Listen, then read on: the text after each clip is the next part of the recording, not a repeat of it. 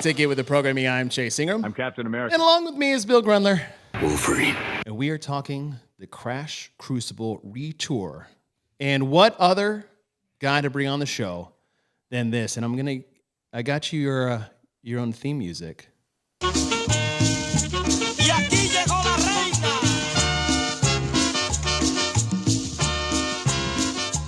You got him dancing, dude. Look at 7 you. seconds. 7 seconds. A little taste. Perfect.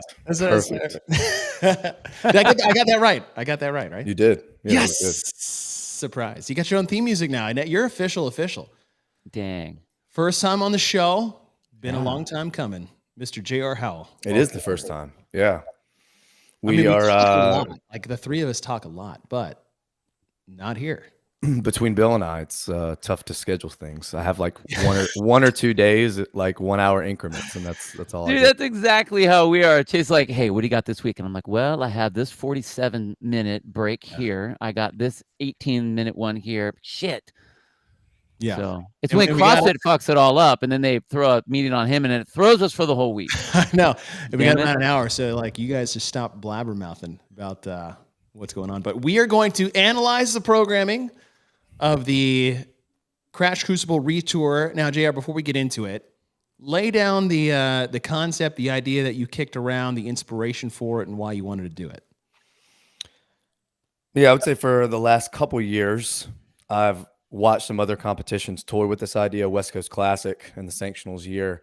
And then I believe competition in Australia. I think Rob Forte was the last one to kind of mess with it a little bit. Yeah. Where you use inspiration, use old workouts that are pretty well known, programmed by Dave or by Boz at this point, and either use them exactly in your own competition or put spins on them.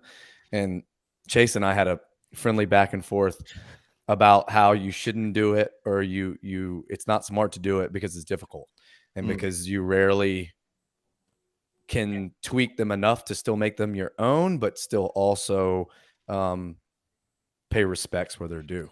Well, so I kind of took that as a challenge to try to do it myself. Well, we've seen, like when they've done in the game, like they'll do version 2, and it's like, come on, man, that's not even the same workout that you're putting together. Why even have that same name? So do you think that it's a matter of like tipping the cap to that particular event, or you're trying to find like an updated version of that event? Or was it just like, I just want to use it as inspiration? Like when you were picking it, how close were you trying to get, or were you just like, I don't really care. I'm not putting boundaries on it. I just want to I want the feel of this one, or I want this to be an upgraded version of this. What were we looking for? I think it was about 50-50. Ones that I just loved, like they were some of my favorite workouts ever programmed, or ones that I thought were a miss, that I thought it should have been this. Like a retool. Like, for instance, the front end of the back-to-back on Sunday. When everyone remembers that workout going down, everyone said it wasn't enough bar muscle-ups. It wasn't enough bar muscle-ups. And everyone just talked about the sled and how each lane was different. But I started playing with the idea, well, I've got a turf. I can make all the lanes the same. Should I keep should I change it to ring muscle up? Yes. Should I keep the same format of sled, muscle up, sled? Or should I maybe try something where I go muscle up, sled, muscle up? And finally landed on that part. But again, that was like my way of trying to make the workout better than the original. Right. And then for some of them, like the old school 2011 hundreds chipper and the snatch ladder, some of my favorite expressions of those ends of the spectrum of fitness. And like Chase gave me some inspiration on changing to thruster. And I've used kettlebells in the past, trying to implement a standard that was not easily implemented. And I was like, hey, this one had kettlebell swings. We don't really get long workouts anymore that are just like lots of repetitions and not lots of machine work. So let's just keep that hundreds format, keep the kettlebells, and just try to tweak them a little bit. So I like what you put right there, and we see that a lot, even at recency bias in semifinals, is getting high volume tests in there or programmed events that the punt is like, hey, we can put in a lot of volume here if we just throw in a couple machines, versus the old school days of the hundreds event, which happened, in 2011, then happened again in 2013. And then in 2012, it was the back squat, front squat, overhead squat, pull up, chest to bar, like that type, like that Right. volume doesn't really rear its head as much anymore. And I feel like you're right, JR, that it is subsidized by putting machine work in there. Yeah. Right. And I think that's almost like that's the weak man's default too. It's easy to put the calories in there or the meters in there with those machines. You're right. I think I almost feel like people are with the high volume that they're either not educated enough in what they're trying to actually do with it, or they're afraid to do it because they don't really understand what they're putting down. And so they can just easily go, all right, throw whatever, 100 double unders in there, or we'll throw the calories on there to fill this block of time. You think that's the case? Because you're an old school guy, dude. We have these old school conversations all the time. I think it's both. I think just things as simple as what I do Friday has an effect not only on Saturday, but more so on Sunday. How do I lay the weekend out to where the volume is placed strategically? I would say that's the biggest maybe shortcoming, or maybe just the biggest opportunity for education for a lot of people that program competitions, is that volume is good and volume is needed sometimes, but sometimes it's not. And where you put it really matters. Totally. And that was a conversation we had leading up to Crash, was where to put things and the effect of one on the other. And it does change it. And if you think about, I mean, we'll get into the events here in just a second, but I know we had the conversation. It's like, I think at one point, the first event was the last event. Yeah. And vice versa. And the last event was kind of in the middle of the weekend when you were first putting all together. And if that was the case, that would have been, I feel like, a very dramatic difference between doing your pegboard, ski erg, Zercher carry yoke first than it being the final event of the weekend. Right. Yeah. The order I landed on, there's no question in my mind, any other order wouldn't have made for as good of a competition. And that goes with spectator experience, letting people showcase things early on in the weekend, and also like the feel after the weekend. Because I talked to Colton yesterday. I've talked to Masters athletes. Oh, yeah. Okay. I wanted to know how they felt. And a lot of them resoundingly was, dude, if Saturday wouldn't have been what it was with just the handstand, 300 foot for time, and the thruster ladder, I would have been wrecked. Yeah. But because we did what we did on Friday and then Saturday was not a whole lot, by the time we got to the 100 chipper, I still felt like I could put out. And then there was a really fast turnaround between that workout and the finale, so I could get people home to their kids and stuff early.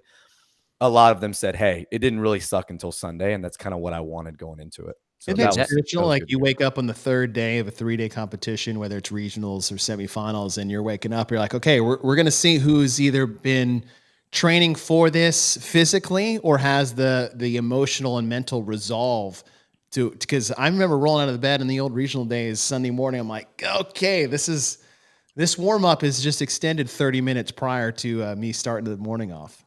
Right. But I think, well, let me ask you this, JR, with, and this is a comment that Brian made in his flurry of words that he was throwing out doing the commentating for your You're event. like the Micro Machine Man. That was day one. Dude, he was in That he was right. in a zone. He was in a zone I've witnessed by very few people. A flow state. I was begging him not to call every single heat.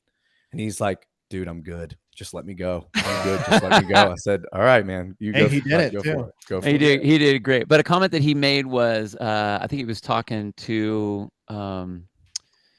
shoot, the name slipped me right now. Anyway, he's talking to one of the athletes about, where the athletes are in their season for this event, and the fact that you put so much attention onto how it's going to stack up, how the events are going to stack up throughout the weekend, where you can have athletes that are like, okay, maybe I'm not a games level athlete, but I'm training for this particular event because I want to do really well in this event. Or you have some of the higher end athletes that this is very off season to them. And so everyone can kind of come in and still compete at a particular level because they aren't getting just broken on day one, which we used to see man, I mean, some of the games, like the Granite games back in the day, used to just murder people in the middle of the season. And they were like, dude, I can't do this event anymore. In like 2015, 2016, I was like, holy shit. Right. I mean, you know, some of the athletes weren't ready, but we're talking 30,000 foot view on this.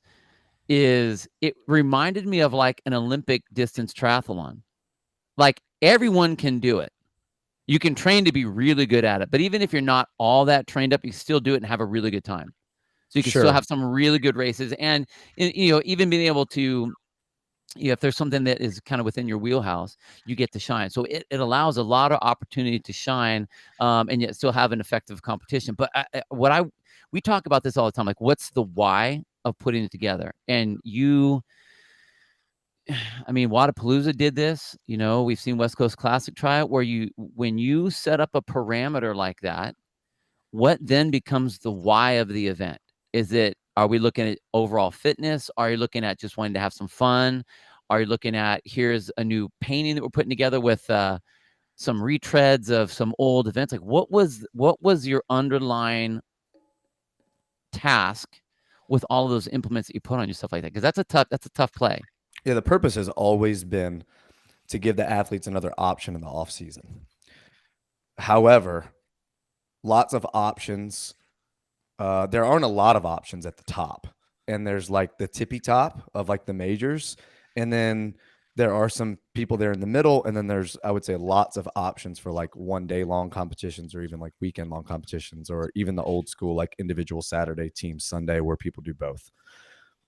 My goal has always been to provide a semifinals, regionals, sanctionals like backdrop and field with workouts that maybe aren't even realistic at that level, that a lot of people would have to wait until the games to get their hands on, because there's something about knowing that not everyone in my heat has probably done this or done it in a for time setting, because none of them have ever made it to the games. Because until this year, I'd never had an actual games competitor in the field other than Marquand Jones. He was it. So this was the first year that someone who just made the games, Colton and James, came to compete. So it's definitely to find the fittest, definitely to make another earning opportunity for like you would call it a mid-level tier prize purse, but more so, especially adding the Masters field. I've told you guys this. The idea that certain movements don't need to be in competition until a certain level of the season is just crazy to me.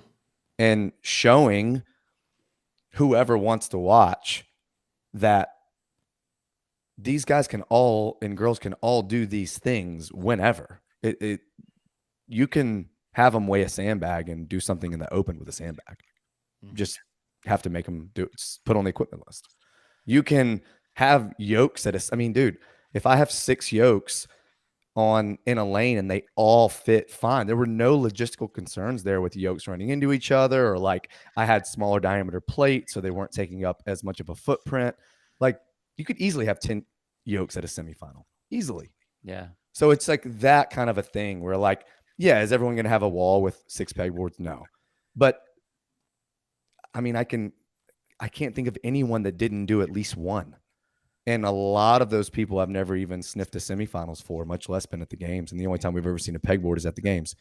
We've only seen parallel handstand push-ups at the games and the Mayhem Classic, maybe at Dubai. I'm talking about full deficit handstand push-ups. Right. Yeah.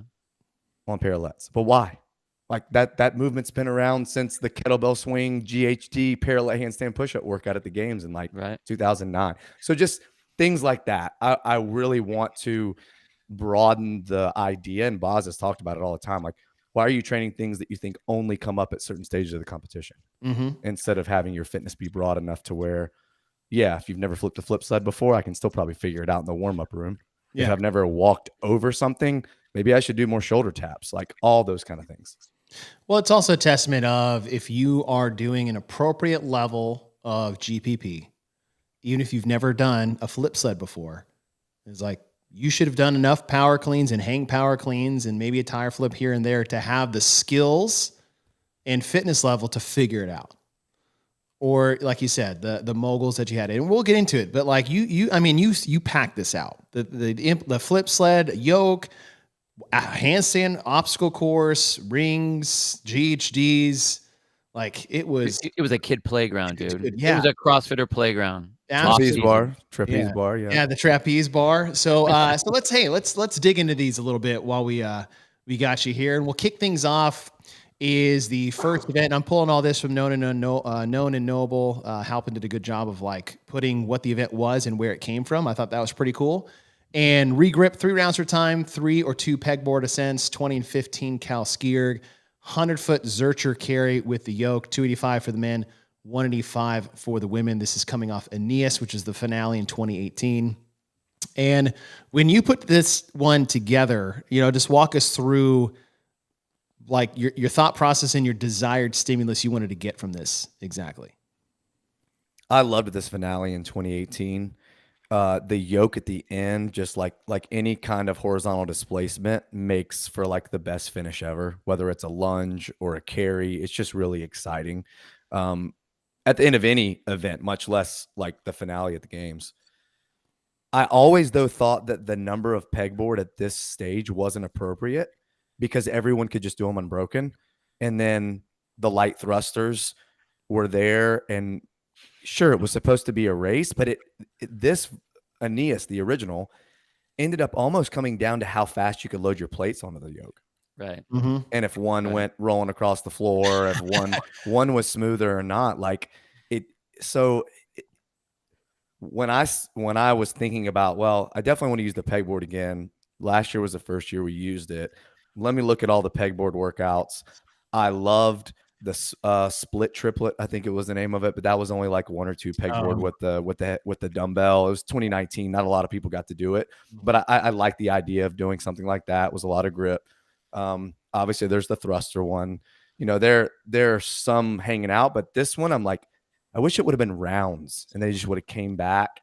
And then maybe you can increase the weight of the yoke per round. Mm-hmm. But then one of my predictions this year was that I thought Boz would use the yoke for something other than just a behind the neck carry, which it's only ever been used for. And I was like, he's going to do your Zercher. He's going to do Zercher. And when he didn't, I was like, okay, this is going to be perfect. I'm going to use Zercher and the lights. and I'll do it myself. And when I decided on the strength test being thruster, I was like, okay, what are we going to put in place of the light thrusters? And I was like, hey, you know what? If we're going to test pulling and grip stamina, let's just test it. So let's put the ski erg with the pegboard and the Zercher so that it's very clear what we're trying to figure out here on the first workout. Well, the thing about the ski erg and then the Zercher carry is like, one, I wonder how many people actually had to Google Zercher carry or Zercher itself. 2 is that you think about what the ski erg does, and that's lats and triceps, core. You think about the Zercher carry, you've got the core again, both anterior and posterior, and then it's just like biceps and chest. All things you need to climb a pegboard. And so coming back to that second round, you could probably see those eyes getting a little bit wider. And then on that second to last Zercher carry, going back to the third set of pegboards is probably like, I have to see what I'm capable of, because either my confidence has been shaking or my body's been broken. Not broken in terms of like danger, but just like I have been zapped going into this last round. Yeah, every round the fatigue level, like in the back and the biceps, just goes up. And what the Zercher does is a perfect example of like, it doesn't have to be heavy to still be like annoyingly heavy.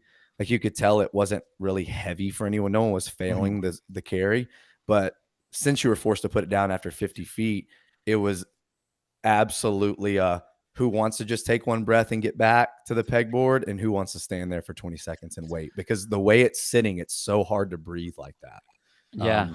So like the pegboard is all time under tension. You're still compressing the diaphragm and the midline when you're skiing. So just like, it's one of those really weird, kind of like Linda, where like you don't think it should be as aerobic as it ends up being because there's so much tension there.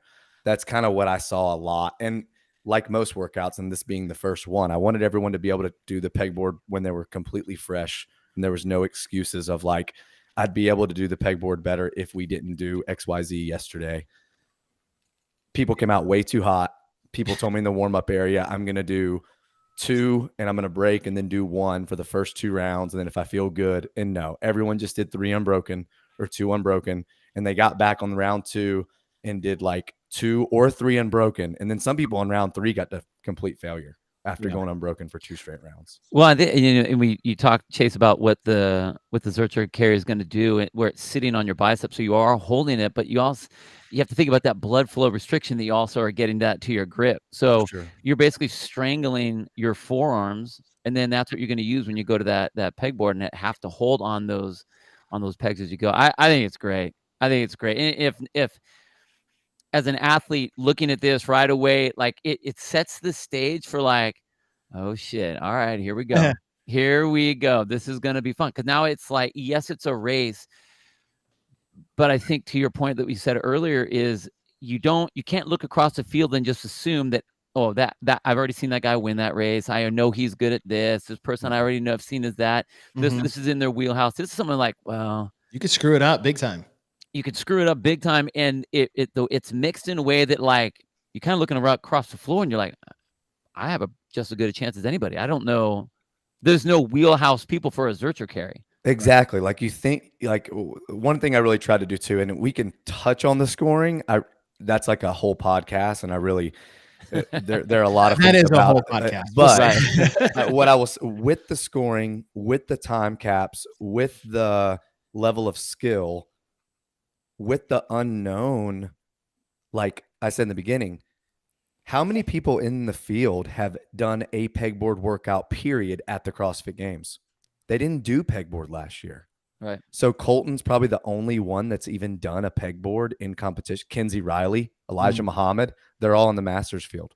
So like a legless rope climb and a pegboard are not the same. And for a lot of people, they can excel at one and they're terrible at the other. A lot of people see them as like level playing field movements. They are not. If you know how to use your feet and you can really push into the wall and you're not having to hang from one arm like you would be doing on a legless pegboard, like they're very different. So you look right, you look left, and you're like, well, they're pretty good at rope climbs, but do they ever even like do a Zercher carry? I mean, it's so... I tried to do that with several of the workouts. Well, I mean, they can snatch, but like a thruster ladder, who's ever done a thruster ladder in competition? That was what I really wanted to, is that you go into every workout basically saying, I think I know who's going to do okay, but you don't know for sure. It's like, sure, you look at Colton, you're like, yes, he's going to smash this, he's going to smash this, but like you don't know when you look at Colton if he's going to be automatically great at a running and a flip sled workout. I mean, you just don't know. Well, what I like, and we'll move on to this second one here after this, is that what I like is that you had a nice blend of execution based, but still compiled with good programming. Because you can program an event and just make it purely execution based. And then it's like, all right, well, it only comes down if this person can do this thing. And that's it. But you talk about the thruster ladder or the Zercher carry, and we just saw Holly talking about some people would fail their last climb because they felt pressure to hop up 5-10 seconds too soon to try to win it and then basically lose it. And there's an execution element because of the programming as a whole, not, well, hey, we're doing strict deficit wall-facing, chest-to-wall, inverted handstand push-ups today. Good luck. And you're like, okay, cool. Sure. And this theme will continue to come back, and I think it's just where we are in the sport, and the difference between the male field and the female field is that when you put this many difficult things from a skill perspective, from a upper body push and pull perspective, just high skills, it really comes down, unless you have a CrossFit Games field. And even then, I would still argue that the margins are smaller. It's to steal Kiefer's expression, it comes down to the haves and the have-nots. Like, do you have the skills or do you not? And that really, really, really played a big role in the individual female field of like, yes, everyone can do the 100, some will go faster. Yes, everyone can run and flip a sled, some will go faster. Yes, someone can fly through the ladder like Amanda Fisher in like 3-something, and some can't finish it. But can you do parallel? Can you do pegboard? Can you do the obstacle course? That's just either you can or you can't type thing. Right. So, yeah. Done with event 1, moving on to event number 2. You have, and this is for the individual competition. I know the Masters did this on, I believe this was their final event on Sunday. 4 rounds for time, 40-meter run, 30 GHD sit-ups, 7 flip sleds at 500 and 360 pounds. Coming off the regional event in 2016, which was the 3 rounds for time, 40-meter run, 40 GHD sit-ups, and 7 heavy deadlifts. This was probably one of my more favorite ones to watch unfold. I mean, there was exciting races all over the place, but especially watching on Sunday I loved this one. The flip sled element, the GHDs, having that running element in there being a factor of the event versus just kind of like time to take a break. I love this one. Yeah, and the order of the events in number, actually the order they did them. So everyone did this second on Friday. So this is like, that's your Friday right there, 1 and 2. So this is Friday night. We ran outside, which gave me a little bit of stress. I had to have people like block the parking lot, but I'm so glad everyone ran outside, despite the fact that this is the first time the true form was ever introduced into live competition. We had used the air runner a bunch in previous years' crucibles, and I was like, you know what? They need to actually race. Like, they need to come off the flip sled 1 or 2 flips behind and be like, I can see him, so I'm going to catch him. Does that have anything to do with the semis? All the issues from the semis and all the discussions we had? No doubt. Like, just everyone being air runnered and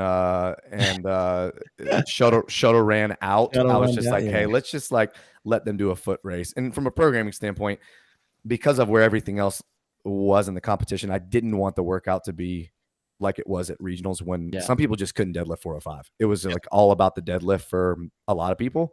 And then it was about, can you tolerate 3 rounds of 40 GHDs? And then it became about who can run the fastest. This workout, I made it 1 more round. So there's a little bit more running. The volume of the GHDs was the same. And instead of it being 21 heavy deads, it was 28. And that weight on the flip sled was very like annoyingly heavy. Again, not heavy.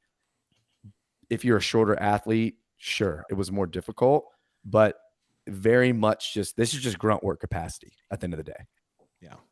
I like this. And if you saw people who knew how to handle the flip sled, man, that was a sight to watch. I mean, what a cool race to see, just flip for flip. It's like, you can see that with heavy power cleans, but nobody's moving. Right? You're not rolling the bar forward and hitting it. And like, that was just, it was very, very cool. Yeah. Yeah, it was amazing how much of the technique for that flip sled it came down to. Not necessarily, I mean, height is always going to be the issue. You're always going to have that, whether you're a taller athlete or whatever, to get the angle on that flip sled. But even watching athletes that have had their hands on it, or they understand it, they really understood how to move it to get the flip sled up as high as possible before they got it to their knee. So you saw sure. How much, once they get to the knee, it almost would stop some of the athletes if they just didn't get that sled up high enough. But that was good. And I remember this one from the regionals too. And you're right, the deadlift like floored people. Right. And Chandler Smith. Right. Right. Totally. Adrian Conway.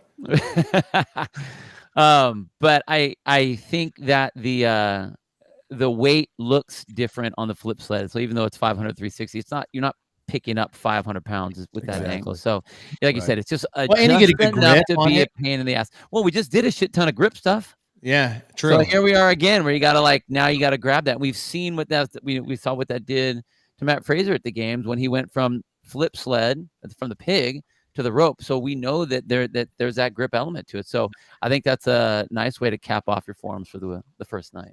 So, Jerry, you close out your first day. You've got 2 events. Both have a WMG component to it for multiple rounds. It's always different than what you write on paper, the multiple revisions you do, all the obsessing you have in your head about what happens. And then there's another thing of watch this group of athletes take these tests. How did you feel day 1 went for you? I thought it was as good as it could have gone because of what the athletes did, how everyone excelled, how the masters remember doing the exact same workouts. A lot of them were putting up competitive times already with the individuals. Like Caroline Klutz, I think she had 5 finishes in the individual field. Jeez. Wow. Mark Hutchinson, a lot of those guys were putting up. It was great. There was no injuries on the pegboard. It was awesome. And the leaderboard kind of looked the way I thought it was going to look. And that gave me like promise heading into the weekend, is that I think James is going to be ahead on day one. He was. Yeah. I think that you're going to see a lot of bigger, taller, more powerful aerobic athletes toward the top of the leaderboard. And that's perfect going into the handstand walk on Saturday. Well, speaking of handstand walk on Saturday, you kick things off with Rewind. 300-foot handstand walk in total. The course is 60 feet, so they had 5 down and backs, down being 1, back being 2.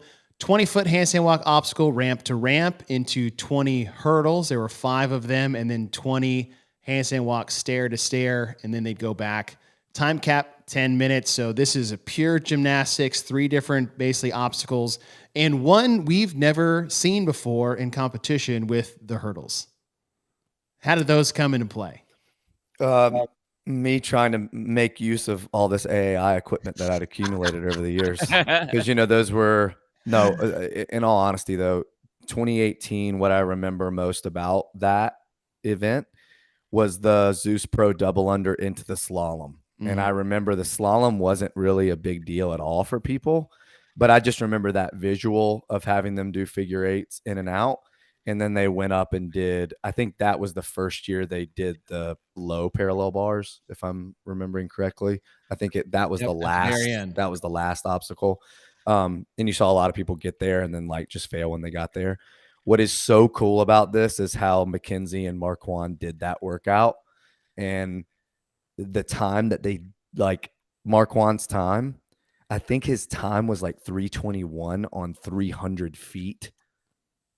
Jeez. That was only probably 50 feet that year that they did those obstacles. I mean, it was one time down. Sure. And that was it. It was done. It was like maybe 50 dubs and then maybe like 30 feet of the slalom right into the ramps and the stairs and stuff. So seeing those pylons, I'm like, I remember seeing on Justin Medeiros' either Instagram or YouTube before one of the games. Do you remember? Yeah. Do you remember him like walking and he was going over something? And I was like, he was going over something like you would do a shoulder tap. And I'm like, I wonder if you could walk over these things. So I just threw one on the ground one day, grabbed one of my good friends who's built just like a games athlete and was like, can you do that without hitting your face? And he did. And then I had an athlete who's on the acrobatics and tumbling team here in Spartanburg, and she's 4'9". And I was like, I'm going to get her to do these. And if she can do it, it is a like 100% we're doing it. And that video that I posted, like I gave people about 2 months, 3 months to practice. The obstacles even just are hard to find these days. And it was really cool seeing some people go over parallettes, which is a lot riskier on the face if you mess up. Some people like got kettlebells and attached like a resistance band in between them, which was like some people just use foam rollers. Like it was cool to see how everyone was preparing. But I mean, that ended up being like a really fun race for some. And then for some, it was just how many reps can I get in 10 minutes? So once again, the time cap being such that people can stay out there and work for 10 minutes or people can be done in 3.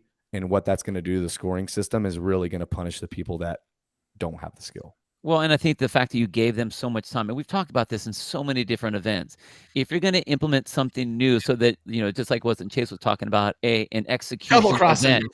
Sorry. Yes, something like that. Yeah. Excuse you. You gave them plenty of time so that you can actually, you remove that excuse off the table. And the fact of the matter is, especially with your better athletes, they should be able to adapt. And with handstand walking, I mean, we're kind of at the point now where it's like, all right, we've already done, here we are doing press to handstands. We're doing parallettes on the box now. We're coming on and off of all kinds of objects. We've gone through pilings. I mean, at the NCC, we saw hand walking backwards. It's like, where else is there to go? So I think that was... Well, where to go without getting gimmicky, too. That's another challenge. Well, yeah, that's kind of, I guess, an assumed. And it's hard to think that, because whenever you open the door to something new, a new idea or a new spin or a new variation of that, there's always that question, is it gimmicky? And honestly, you hit us up on that. You're like, hey, am I out of my mind on this one? And I'm like, dude, that's fucking cool. I was The so short glad. answer was yes, but we also love it. Right. JR, really, no insane does what JR just pulled off the list. But I think that it's great. It wasn't so much that it all came down to one thing. It was like, you were able to let people's feet hang in the pool and still have a race with something new that tested them. And I think that was great. I love How it. did you? Sorry, I didn't mean to cut you. No, go ahead. How did you land on 5? Because I think you could have easily gone one way or the other and tipped the scales of, well, that was worthless, or like, oh, that was too much. Like it just became.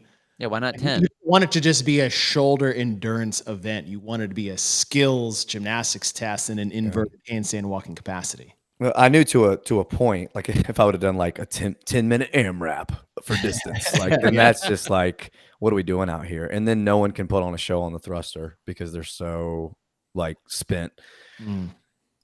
Luckily I have, I knew Jason wasn't going to be able to compete after he got into Rogue. I have some, like I have a guy that's on a team that is amazing on his hands. Like I have access to some people who have competed in the past that couldn't. And I was able to reach out to and say, do you have one of these? Can you do this for me? And just kind of see. And there were lots of iterations of this. Like I had this as intervals at one point where they were like buying in with a ski erg or buying in with a drag rope double under. And then they were like going down the course as fast as possible, resetting. And then the cumulative time was the score. Like I had very different versions of this. And then I was like, you know what? I've got that thruster ladder. I don't really like programming single modality. I don't care for it. But if there's the right workout that could offset it, I'm open to it. In the first year of Crucible, I programmed a back-to-back that was dumbbell Randy, so 75 snatches at 75 pounds for time, a 2-minute transition into a 300-foot handstand walk on that turf for time. But it was just 5 trips on the turf. That was 2020. And it was perfect. And I was like, you know what? Most people aren't going to remember that, but I did 300 feet. And the fastest times were like 2 something. The fastest times here were like low 3s. Wow. 300 feet of just obstacle. Like that's nuts. Dude, that thing got gnarly. Yeah. So you're telling me that testing the events multiple times ahead of time is a good way to make sure that the programming is adequate in the Wait, hold on. Let me write that down. I'm gonna write that down. Some would say it's needed. I'm going to write that down. Interesting. Note to self. Well, I thought it was great. And as we go into the second event on Saturday, we go from a gymnastics test into a weightlifting test. But the other 2 things in here too is that, okay, we have a thruster ladder that's a squat and a press. We just went inverted. It's overhead pressing in a gymnastics stability form. That's coming off a day that had a massive amount of pulling in it. And so not only are you going from these, I would say 12 to 15 minute tests on day 1, high volume pulling, gymnastics, weightlifting, all monostructural mashed together. And then you go to these single tests here, which is kind of what we were hoping that Saturday at the CrossFit Games would be. Just throw that out there again. And you've got the pressing, you've got the 2 different modalities in the gymnastics and the weightlifting. But the other thing that I don't think people realize was the break between the first event of the day and the second event of the day. I don't know how much intentional that was, but it was 3 to 4 hours so that they could almost recover and still perform well here later. Right. Yeah, there was again, being mindful of where the athletes are in their off season and knowing how the first day there is a lot of intensity there for those that could really put out on the first workout and not just have to manage the pegboard like ability. That knowing what Sunday is going to be, Saturday needs to be expensive. It needs to just be risk versus reward. Am I ready? Am I not ready? Do I take a chance? Do I not? Without it wrecking their bodies. Like if you kick up too fast on the steps, your elbows bend and you just come down and you rest 30 seconds and get 30 seconds slower. Well, you should rest 30 seconds. Some people not to do that and paid for it. If you get to the 265 bar and you go a little bit early, you just get it halfway up and you fail it, you rest a minute and then you hit it. There's a ton of opportunity to make moves. There's a ton of opportunity to blow it. So again, it's just really high execution based. And going into Sunday, I was hopeful that everyone would be feeling pretty good. Maybe some sore forearms because the Friday would start to creep up a little bit going into the 100 toes to bar. But I kind of wanted that too. Like that was on purpose for sure. Mm-hmm. I'm kind of feeling those GHDs we did. Okay, cool. Now you got to do a bar. Like that's kind of what I wanted. So here, again, people that don't know, Chase randomly texted me, and this is, I think, right after 23.2 A and B. Yeah. And after people did the heavy thruster that we've never really seen in the open for load, it's always just been light. What if they just did the regionals workout, but with thrusters? And like, that's what they did at semis. And I was like, if Boz doesn't do it, I'm putting that in Crucible, and that can just be one of the pillar workouts, and I'll build the rest around it. So like this workout, I knew I wanted for the strength test, which is why Aeneas regrip became not thrusters for people that are wondering. Why not just do wall balls? I mean, that's when you do that, it's clear that you just said, okay, thrusters are here, so what do I put here instead? That's not how you build out a competition. What if I would have done that and still left 100 light kettlebell squats? We've already squatted light. Why are we squatting light again? Like these are the things that when you really get deep, like you have to be considerate of. This was I was so nervous about this one because when, I texted, it's like, I always wanted this to happen in this exact format, using the same weights for regionals and using thrusters, because in my experience is that thruster weight, whether it's max weight or cycling reps, is very similar to snatch, very similar. And so I was like, hey, just change the movement and let's see what happens. My worry was like, okay, that was like 7 years ago. What if this is just a joke and people are flying through it in 3 minutes? Or, what if it doesn't land? And I was like, because I was nervous. It's like, I know you put it in there and we had the discussion. You put my damn name in the event. And I was like, once it unfolded, it was everything I hoped it would have been. Like the execution of it, the difficulty of it. It wasn't just a strength test. It was an endurance, stamina, and speed test, but it also required being very deliberate of when you went, how many you did. Should you break up here? Should you do singles there? Like all the elements in there was everything that I'd hoped for. And I was so happy that it landed. And I mean, you have people that couldn't get out of the round of 4, and then like Colton and Amanda did it in like sub 4 easily. I mean, there were handfuls of people that did it sub 5, and there are people just like happy to finish it in 8 or 9. So it really did hold up. It gave people an opportunity to put on a show, and I ended up ordering more short bars 2 weeks before the competition. Really? I remember how much of a trap the 6 into the 4 is, because you do the 10, you roll. That's a 10-minute rest when you're adding your own weight. Do your 8, you roll, you take another break, you do 6, and then your 4 is just right in front of you. It's right there, dude. Go ahead. And you saw so many people fail some reps on the round of 4 because that transition was so available to them. Right. Yeah.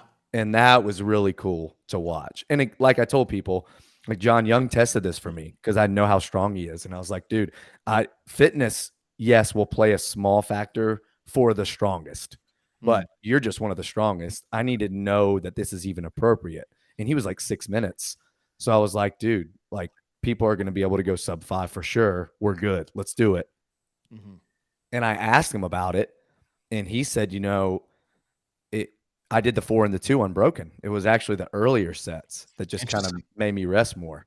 And you saw, I think, Colton break from the beginning and then did the 4 and the 2 unbroken. And a lot of people either did a squat clean to thruster for 2 with just a break in between, or they got to the 4th barbell and did 2, rest 2, or maybe even 3, rest 1. But you saw the fails. And when you see the fails, then you're just like, it's not like a snatch, man. You didn't miss it technically and take a step back and take one breath and pull it again. Right. You missed the thruster. You're not going right away. Yeah. Yeah. Seeing a couple misses there is like, oh, that sucks, but that's also awesome. Right. I think if you program a strength ladder and everybody finishes, it's not a strength ladder. Sure. I think if you program a strength ladder and very, very few finish, then you might as well have just programmed a heavy thruster. And so a combo blend of the two, I was happy to see that unfold. It was fun to watch. The races were there. The epic, should I go, should I not? I'm going for it, and I missed, and now I get to sit there for a minute. It's the same. You saw the same execution, like you said, is like it was a very like you paid for your mistakes. Expensive, yeah. Big time. Yeah. And, it was fun. I just think the weights, I mean, good call, Chase. Like the weights were perfect, because if they would have been any lighter, then it all of a sudden would have been like a fitness event. Right. You know, it would have ramped up that intensity so much more and forced everyone the intensity to where the strength is then really affected by the intensity. Whereas here it's like, okay, now the strength is affected by how fast did you decide to go under that time under tension? It's only 30 reps. I mean, like you figure out like this whole day, there's not a lot of volume that went into today.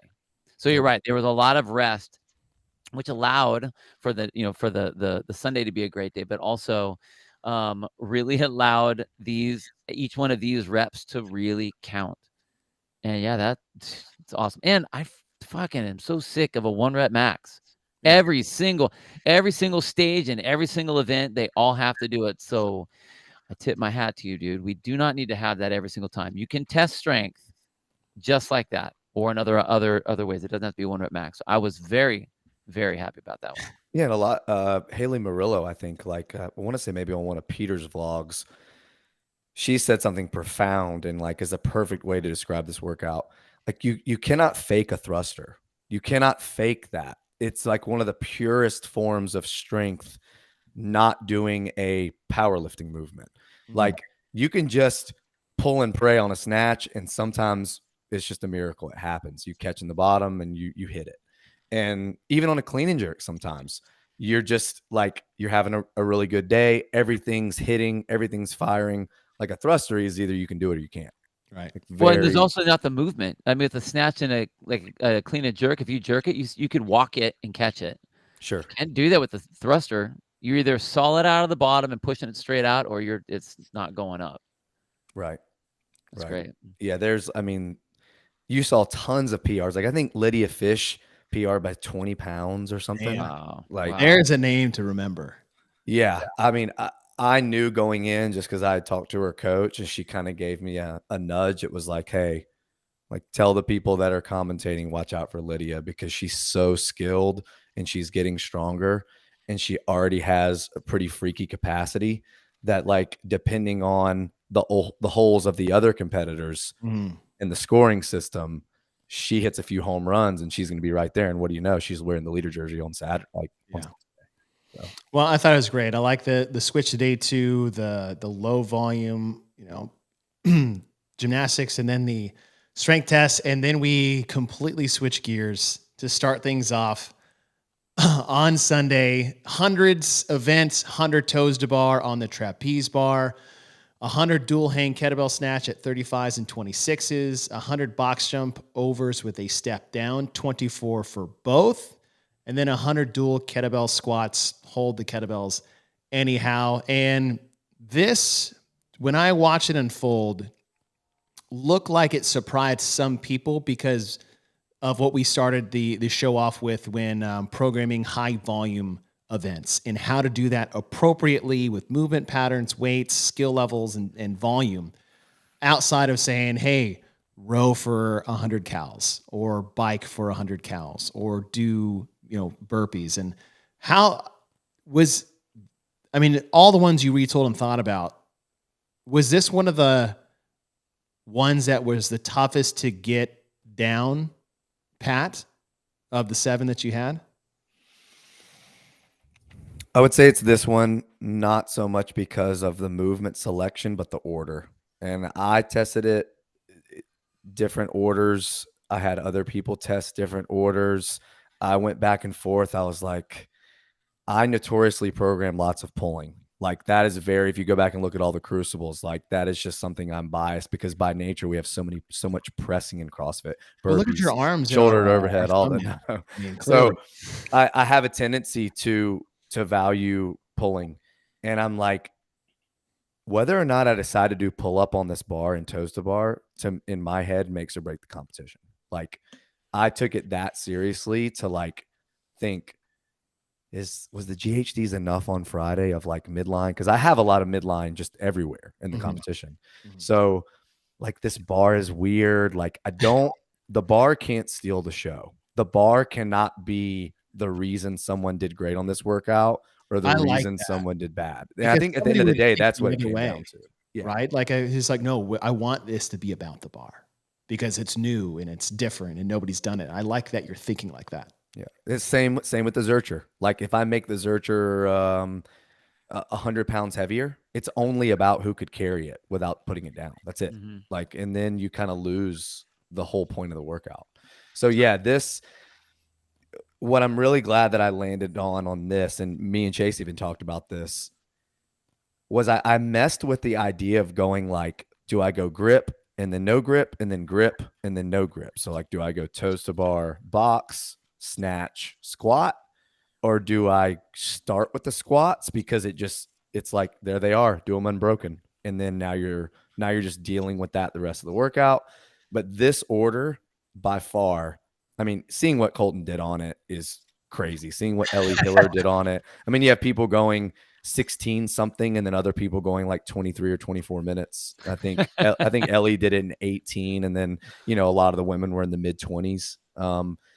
Like, that was incredible to watch. Watching people, James Sprague did the squats unbroken. Aaliyah Miller did the squats unbroken. Like, seeing that and the amount of discomfort that they were in to actually do that and hawk some people down. The order was perfect because I told people all weekend long, the first 200 reps are its own workout, but the way that you navigate those 200, you will set yourself up for success or failure on the back half. Because the first part is just grip. The second part is just legs and lungs. But the decisions you make on the toes to bar will affect how you get through the snatches. And then the speed at which you can either maintain or not on the box is going to tell you how much you're going to be hurting on the squats. So advancing it, having all this, spending all the money to put all those freaking stickers on the floor. Layout and the stickers, it was worth it to see the progression down the field and stuff. I mean, and that's how the regionals, that's how the 100 shippers always were. So I'm like, if I'm going to do it, like, we need to do it. There's not really a way to do the toes to bar to where you're progressing, but put it first, and then after that, you're watching a race the entire time. Which I think, and just on that aspect alone, just for the viewage of that event, that's really the only place you could put it. Because I love the volume. I love the fact that you did it. I love the fact that you weren't afraid of that. But that would be the one place it's like, okay, put it in the beginning, so then you see the race after that. You see it unfold after that. Otherwise, you get to the middle and you're like, well, I don't really know what's happening. So-and-so is in the lead, but now it's like you got to wait for the magic rabbit to come out of the hat. An air runner in the middle of the right. of an event. Right. So that was awesome. That was awesome. Let's take that into your finale, a two-parter. You have event 6 as re-grip for time, 14 or 12 ring muscle-ups, 70-meter sled push, either 45 or empty, into 14 ring muscle-ups, a cap of 5 minutes, and then right into, after that, for time, 7 sandbag to shoulder at 200 and 125, 14 to 12 parallel handstand push-ups to a 14 or 9-inch deficit, and then 7 sandbags to the shoulder. A little back-to-back interval test with two difference. I mean, sometimes you'll see it's the same thing retread with a little break in between, or maybe multiple sets, and then you have these two little micro tests back-to-back for the finale. Yeah, Sharon, we talked about at the beginning of the show. This was one of the workouts that when I saw it, I was like, just add like 6 or 7 bar muscle ups, or, do a number to where some can't do it unbroken. And it actually ended up being probably where it is in the weekend. And for everyone watching that maybe have thought, whoa, why didn't more people do the ring muscle ups unbroken? They only had about an hour turnaround after the hundreds. So, I mean, that was the opposite of Saturday. That was not like, people were like, well, that's part of the sport, right? You're just testing recoverability. No, I'm not. Like, I gave you guys 3 or 4 hours the last 2 days. Like, I'm just doing this logistically so that no one's working out at 7 a.m. or at 7 p.m. on a Sunday. Like I wanted to respect the people who traveled as far as they did and that had families to get home to. But I tried to keep it consistent. Like it's not like heat 1 had 3 hours and then the final heat had 30 minutes. I've never done ring muscle ups on the turf. They've always been hung where the trapeze bars are. And I know at this point in the game, this is my 4th year, people are smart. And there are people that have been competing at Crash for 4 years. They know how the gym is laid out. So they have an idea of what is possible at different parts of the gym. No one would have really ever thought that I was just going to figure out a way to hang up the rings over there. So getting that, having the quick transition, keeping the sled light, still preserved the original workout stimulus. And then like, who's going to not rest and jump up and do them unbroken? And there were a lot fewer guys do it unbroken than I assumed would. I think like maybe around 10 did it unbroken. And everyone did the first 14, but then they had one break. And that's perfect because it's like one break. How long is that break? Now there's more spots. Now there's more spots. Oh, you fail one. Now there's more spots. Now there's more spots you're losing. And then having a back-to-back finale with P-Score, I wanted to see if it would add to the excitement or like make people frustrated because they're like, well, I have no clue what Austin has to do in the last workout to hold off Colton because I can't even calculate it myself and say, okay, easy math. 1st place, 2nd place, 3rd place, 4th place. I can do that. 3 points, 3 points, 3 points, 3 points. You didn't know. So going into the finale, this one, there's still question marks. We talked about it at the beginning. Everyone's just done 28 or 24 ring muscle ups. Not a lot of recovery. We've done a lot of handstand balancing. We've done a heavy thruster. This is the first year that I've programmed pressing heavy. It's usually pull heavy. And really, that's just, it's almost like a strict deficit handstand push-up. Either you got them or you don't. And like, you never really knew who was going to get done with the first 7 sandbag and what was going to happen, which was cool for the drama of it. Everyone wasn't going into it being like, oh, that's them all day. That's easy. Like these people are all going to succeed and these people are not.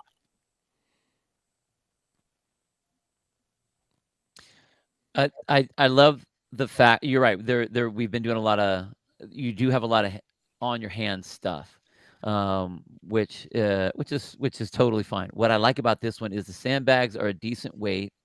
You're going to have your bigger athletes, your stronger athletes are going to be able to move the sandbag. And then it's like, okay, you're the bigger athlete. Now do you have the power to push on those? I mean, 14 inches on a parallel handstand, 14 and 9, like those are no joke. You know what I mean? So, I mean, something like that could stop one of the fittest woman in the world currently, right in the middle of your tracks, where she'd be watching your event from the inside. But I like that you have that, the ability to go back and forth between it forces the blend of the athlete, big, strong, able, they got to be able to handle the 200-pound sandbag, and they got to be able to move their body all that distance. That's a long way. That's cool. And after seeing the workout play out, this is one of the regrets. I went back and forth a lot on this, and I had multiple people test it. I had females test it with 150 and females test it with 125. And while I still knew that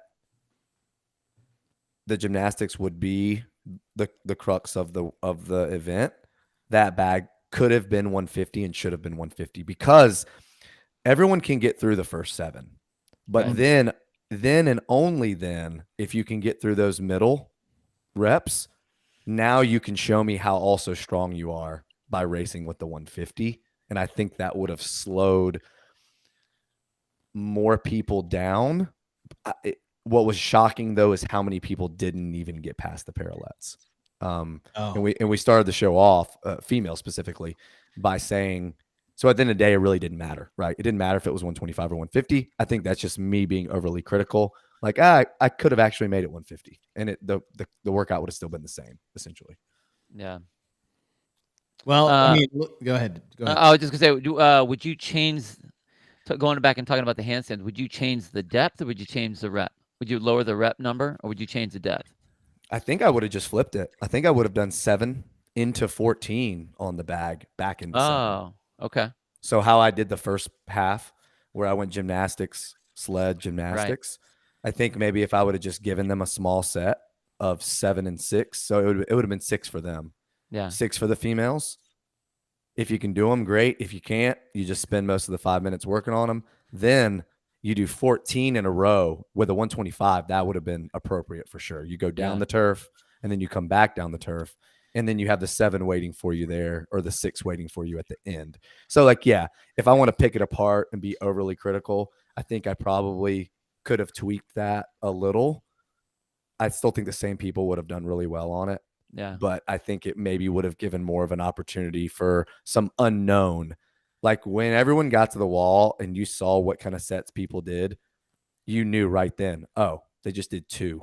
So this is not going to be good. Right. And then like I think Lindsay, from the girl who won from Crash, I think she went like 9-3.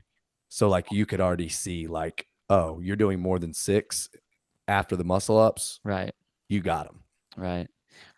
We talk about this all the time, me and Chase, too, about how, you know, you do all your due diligence. You're looking at the numbers. You have people test it. You lay it all out. You look at that. You look at on your paper. It's like, here it is, the masterpiece of that one event that you're just talking about. Like, even though you see how it appears on the floor, even though you know, you just said you're like, it wouldn't have changed anything. Looking back now, if you had to reset up the weekend on that one, would you change it?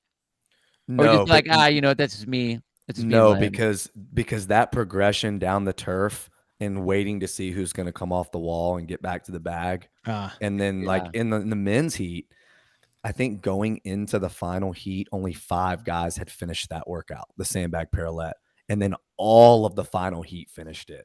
And a lot of them outside of Colton and Austin, those other 4 were like racing the back half on the bag. And that, like we talked about, that horizontal displacement of to the shoulder, drop it. Got to drop it every time. Got to drop it every time. That was like watching it in person. That was awesome. So no, I wouldn't have changed that. That's nice. Love it. Love it. Yeah, that was good. All right, JR, the moment we've all been waiting for. I'll jump off. I gotta go pick up my little girl. So I won't watch the thumbs, the biased thumbs that people will say. You get to be a part of this as well. But just wrap it up quickly. First of all, thanks for your time here. It was wonderful to watch. I think we wouldn't be doing a service to all the people that were involved helping you out as well. What the Sevan Podcast brought in as far as viewership. And partnership with Brian Friend being in there, Souza, Hiller. I can't believe Pedro came down. That was the most wild thing of all. Insane. But Brand Setter and Caleb and the whole team that came together to support you. I know Taylor was there. John Young tested something for you, and then we never heard from him again. But the support you got for that and what you guys put on was absolutely phenomenal. And when you know the care that went into this, and you look at the tests that you have, you put an all-encompassing of things that were getting tested on a gymnastics level. You had some high volume tests in there on a trapeze bar and just seeing how people would adapt to that. You had the peg boards with a decent volume for rounds and making sure that the attrition was sewed up there. We've got inverted on handstand walks, different obstacles. You had the deficit handstand push-ups, the ring muscle-ups, like all that put in there. We've got some good weightlifting elements in there, from pulling from the floor and pushing it over, pulling from the floor and pulling it up to the shoulder, taking it from the floor and squatting and pressing it overhead. Like, you just had such a good balance of different ways to test different things. I think at the end of the weekend, nobody was left wanting. I think at the end of the weekend, there wasn't something where you can say, well, we didn't test this or that portion. You brought in a lot of old school volume in a certain fixed setting, different ways to test strength, but still revealing who had it and who did not. For what it was, the course of the weekend and what you put together, it's a tough thing to do, but for the creativity and what you pulled off, I'm giving you a 1.7. A 1.7. That was a great job. A lot of and from a bias standpoint, from a personal level, when I look at things that I want to do, I do add that in part of the scale of the programming. Is like there's some subjectivity involved in there, but like I think if we like to do it, we're so critical normally that I think that's a bonus as far as not instead of a bias. Sure. Yeah. Yeah, dude, I just think it was amazing. I love the fact that you had new elements without being gimmicky. You went around. You really took a lot of time and care to make it be something that everyone couldn't just do at their home gym. Unless you have all of the toys, and even if they did have all the toys, and you made it so it's like, okay, well, we're going to throw this one other thing in here that you don't have yet. You gave people, when you did bring in something new, you gave people enough time ahead of time to let them know so that you can still have an effective race. You were what I thought was impressive was how cognizant you were about not just the events and how you set them up, but the way you set up the entire weekend. Being very aware of, okay, what do I want to push on the first day? How do I want them to be able to recover, yet still have a race, but still make everything extremely important, risk versus reward, like you were saying. And then having your big finish at the end. Having the setup to where you can have a big finish at the end. I mean, with those sandbags, anytime you're doing a rep for rep, whether it's steps, lunges, handstand walks, yoke carry, something that's a little bit slow, it really builds the drama. And I think that you set that up for the crowd. I love the fact that you were looking and paying attention to the athletes and where they were in the season, what they should be able to do, what they, tearing down some of the borders and the boundaries of what they shouldn't be doing at this point in their competitive, career for the season. And we have seen it so many times where people try to make a retool of an event. And honestly, I just think most of the time we've seen it be a disservice. So I applaud you for what you're able to do on that. I think that was really, really, really impressive. I'm never going to do it again. So yeah. Well, I think it's hard to do. I think it's really hard. What you really do is you back yourself against the wall, because it's either you're going to do great, or it's not just going to be do great or just kind of off. It's either you do great or you fuck it up. And you did not fuck it up, dude. It was fun to watch. It was fun to talk about. All the events were like, God dang, I like that. Yeah, right. I really like that. So I got a 1.75. Oh, dude, I appreciate it, guys. This is gonna be. What would that be right there? I don't know. I got this weird thumb. I'm actually. The Crash Crucible. This will be the last year, everyone. We are now done. I've gotten a 1.7 or 1.5. I will never get that high scores again, so we're just going to retire the competition. And with this thumbs up here from Corbin, JR is the breast. There you go. Two boobs. That's the nail in the coffin. 2 thumbs up, and he called you a boob. So, JR, thank you for your time. I appreciate everything you do. I love what you do for the space. I'm very thankful to see. This is what we wanted to have eventually when we started this podcast in the programming space specifically, is to watch you come up and get, I would say, a much deserved limelight and the attention that you've gotten, and you've lived up to that. I feel like it's a big stage to get put out on, especially when Sevan's putting you out there, and you have lived up to that and exceeded that in our eyes. So I appreciate your time. I appreciate your attention. I appreciate your devotion to the programming method and the community that you have over there at CrossFit Crash. So thanks for everything you do. Guys, this is like another bucket list type thing to me. Like, I used to just ride around cutting my grass, listening to when you went back through all the games and all the regionals, and you analyze all the programming. I was like, man, like one day maybe I'll get to go on that show. So this is like you can hop on anytime. Super cool. You're welcome anytime, but Thank you so appreciate much. that. I can think of no better outro music to end this podcast than the one that we started with. Y'all take care. See you Friday. Bye, guys.